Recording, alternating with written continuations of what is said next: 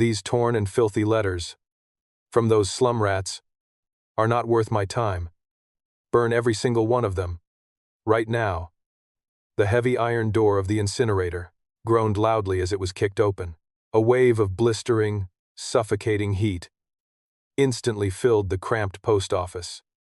The arrogant branch manager sneered as he grabbed a massive canvas sack. He hurled it violently into the roaring red flames. Inside that sack were handwritten pleas for desperate help. There were critical medical vouchers, meant for the poorest families in the frozen valley. Clara screamed, in pure horror. She did not even pause to think about the dangerous fire. She lunged forward with her bare hands. She desperately tried to pull the burning envelopes from the scorching ash. The angry flames licked her fragile skin, but the heavy tears streaming down her face were born from a much deeper pain. Standing completely quiet, in the dark corner of the room, was a tall man. He was dressed in a faded and grease-stained delivery jacket. He held the tiny hand of his little girl. She was watching this cruel scene unfold, with wide and frightened eyes. "Hello, everyone." The quiet kindness of those who bring hope to others is always guided by a steadfast faith. If you truly believe in doing what is right, leave your declaration right now. Comment: I believe the light of God will expose all unjust darkness. Resilient fathers who plant seeds of love will always reap beautiful miracles. Please subscribe to our channel to help us warm millions of lonely hearts today. Clara was just a bottom-tier postal worker in a forgotten town. But to the vulnerable people living on the frozen outskirts, she was an absolute lifeline. Every single morning, long before the winter sun even thought about rising, she would load up her rusty bicycle. She pedaled for dozens of miles, through unforgiving, blinding snowstorms. Her hands were always numb, and her lips were always cracked from the freezing wind, but she never once complained about the pain. She delivered critical medicine, disability checks, and personal letters to people who could not afford premium shipping fees. When an elderly person could not pay for a stamp, she did it for free. She secretly used her own meager salary to cover the missing postage. She skipped her own meals just to make sure a sick child got their care package on time. But her greedy manager absolutely despised her for it. He was a heartless man who only saw human beings as numbers on a corporate spreadsheet. He only cared about maximizing his personal profits and climbing the corporate ladder. He stepped forward aggressively. His expensive leather shoes intentionally crushed the soot-stained envelopes that had fallen onto the dirty floor. He glared down at Clara with pure, unadulterated disgust. "You are entirely useless to this company," he spat viciously. "You waste our valuable resources, playing savior for trash, who do not generate a single dime of revenue. I am running a profitable business here, not a charity for beggars." Clara choked on her bitter tears. She clutched a charred bundle of half-burnt letters tightly to her chest. She tried to explain to him that these were real human lives depending on them. She told him that the old widow on Pine Street desperately needed her arthritis medication to survive the winter. She cried that the disabled veteran by the lake was waiting for his only pension check to buy firewood. The manager just threw his head back and laughed a cold, wicked laugh. He did not care if those people froze in the dark. He then shot a filthy, arrogant look toward the quiet man standing by the entrance. He saw the man's faded jacket, his messy hair, and his dusty work boots. He immediately assumed Andrew was just another homeless beggar, looking for free shelter from the cold. "Get out of my lobby right now, before I call the police, and have you thrown in a cell," the manager barked at him. Andrew did not flinch, even a single millimeter. He just tightened his protective grip on his daughter's hand and stared right back at the cruel man.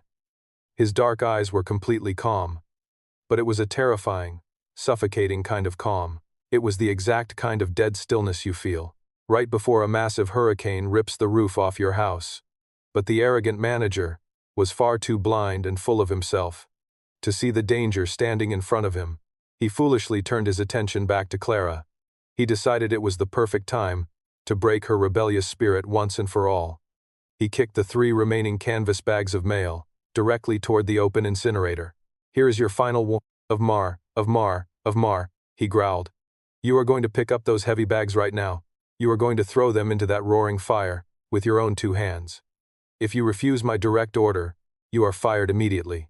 And I will make sure you never find a decent job in this state again. The entire room fell dead silent. The only sound left was the hungry crackling of the flames, waiting to consume the last hopes of the poor. Clara's hands were trembling violently against her chest. Her knuckles were bleeding and raw, from digging into the hot ash just moments ago. She knew exactly what this terrible ultimatum meant for her future. If she lost this minimum wage job, she would be out on the freezing street by tomorrow morning. She would not be able to pay her rent this month. She would have to go hungry. Just to survive the harsh winter, she had absolutely no savings, and no backup plan to fall back on. The oppressive weight of reality crashed down on her fragile shoulders. But, as she looked down at the sloppy handwriting on those envelopes, her jaw suddenly tightened. She remembered the grateful smiles of the sick children she visited. She remembered the warm tears of the lonely veterans, who waited for her every week. Some things in this world are simply worth way more than a paycheck. She slowly lifted her chin and wiped the dark soot from her tear-stained face. She wrapped her bruised arms around the heavy canvas bags, shielding them entirely with her own small body. She looked the furious manager dead in the eye and slowly shook her head. She would rather walk out into the freezing blizzard with absolutely nothing than sell her soul to a literal monster. Her quiet defiance made the manager's face turn purple with rage. He felt his absolute authority slipping away. He was used to crushing the weak without facing any consequences. He truly believed that his money gave him the right to act like a god. Suddenly, a tiny, innocent figure broke the suffocating tension in the room. Andrew's little girl gently slipped her hand out of her father's strong grasp. She walked bravely across the dirty, ash-covered floor. She stopped right in front of Clara's kneeling figure.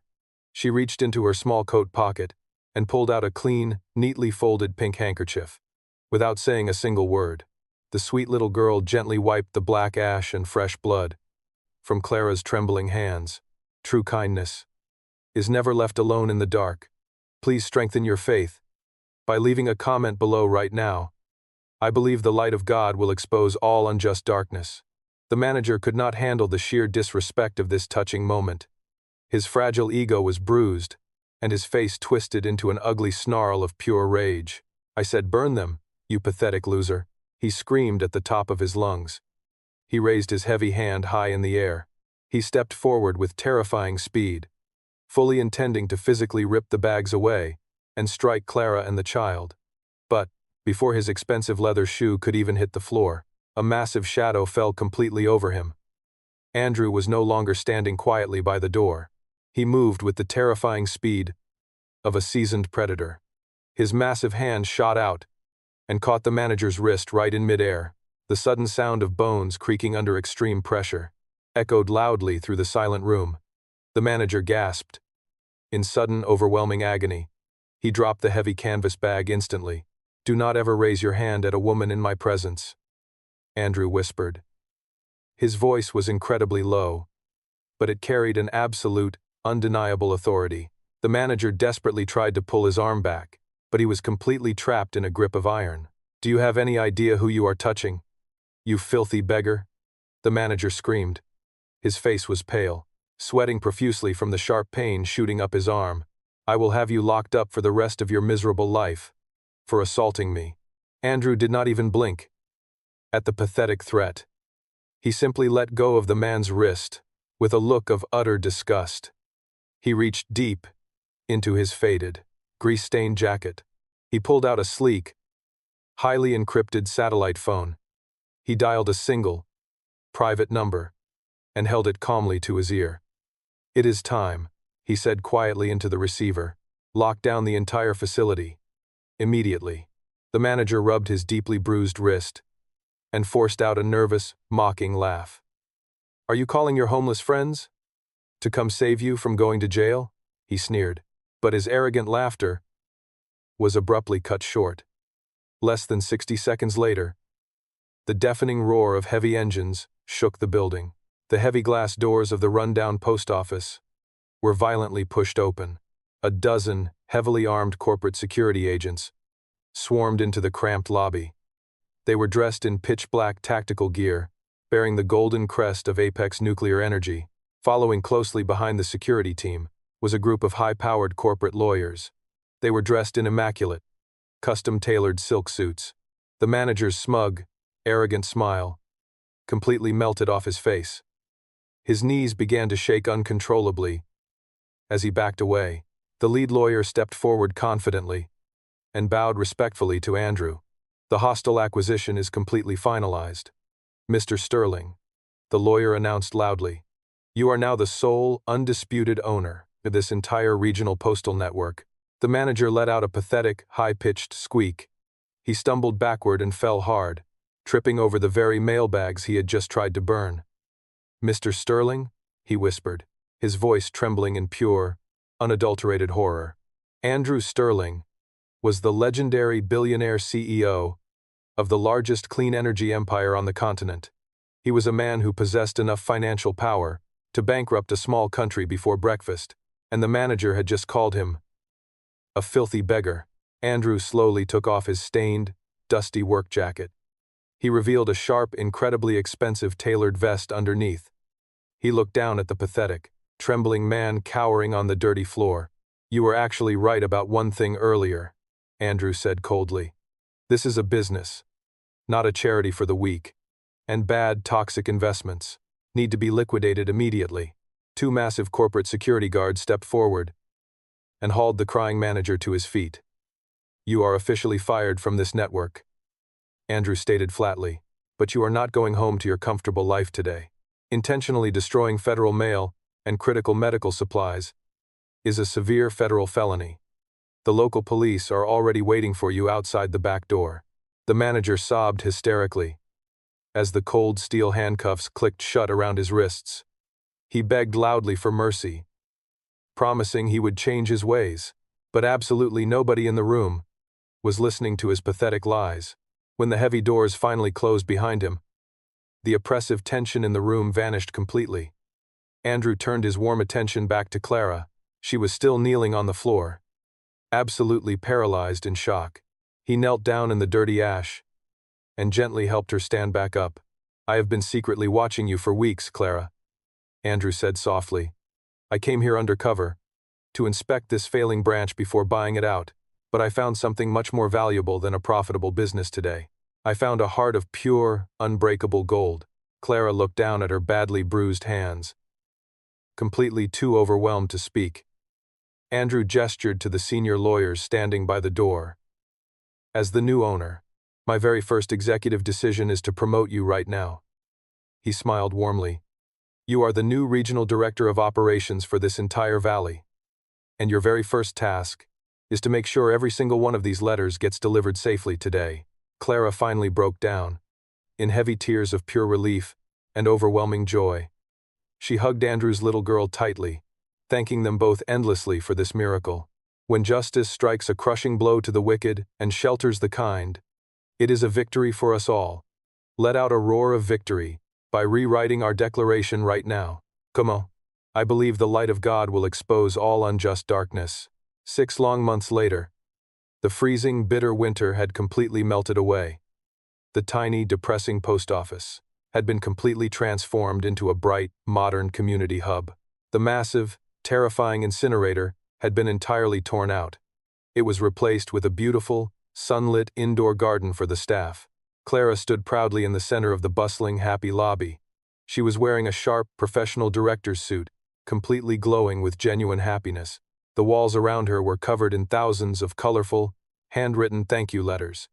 They were all from the vulnerable people she had saved during the harsh winter. There were messy drawings from sick children who got their medicine on time. There were deeply grateful notes from lonely veterans who finally felt seen. Suddenly, the busy crowd in the lobby parted in respectful silence. Andrew walked confidently through the front doors. He was holding a massive, beautiful bouquet of fresh, white lilies. His little girl ran excitedly ahead and grabbed Clara's hand with a bright, missing-tooth smile. Andrew walked right up to Clara and looked deeply into her shining eyes. He slowly dropped down on one knee, right in the middle of the crowded room. He pulled out a small velvet box, containing a breathtaking, flawless diamond ring. "You delivered hope to this entire broken town, Clara," Andrew said gently. "Will you do me the honor of letting me deliver happiness to you for the rest of our lives?" The entire post office erupted into deafening cheers and thunderous applause. Clara covered her mouth with her hands, sobbing happily as she nodded yes. A fragile paper letter can easily be burned to ashes by a cruel hand. But true compassion will always find its way to a safe and peaceful harbor. Thank you for walking this deeply emotional journey with us today. Please subscribe to the channel so you never miss a chance to warm your soul. And do not forget to leave your final comment below to seal this beautiful moment. I believe the light of God will expose all unjust darkness.